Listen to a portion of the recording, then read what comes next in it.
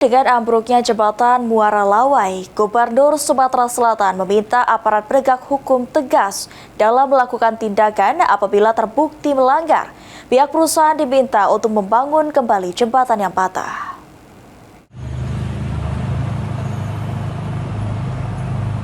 Akibat ambruknya jembatan Muara Lawai di Jalan Lintas Sumatera yang menghubungkan Kabupaten Lahat dan Kabupaten Muara ini mengakibatkan 4 truk batu bara yang tengah melintas terjebak di tengah-tengah jembatan. Menanggapi hal tersebut, Gubernur Sumatera Selatan Herman Deru mengatakan, ambruknya jembatan Muara Lawai diduga disebabkan oleh kecerobohan dari pengguna jalan yang membawa truk berangkutan overdimension atau overload. Sehingga kejadian tersebut dapat menjadi perhatian bagi semua pihak, mulai dari perusahaan tambang, perusahaan angkutan, kepala daerah hingga Menteri PU yang memiliki wewenang atas jalan negara.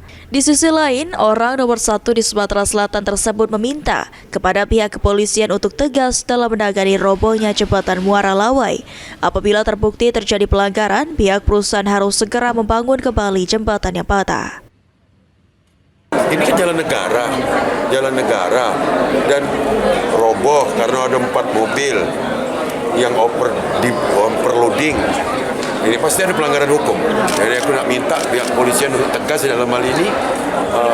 Jika salah ini bangun kembali. Itu pernah terjadi.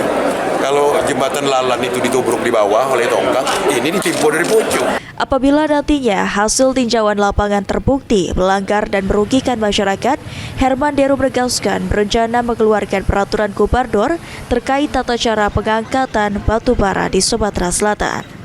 Eki Saputra, PAL TV.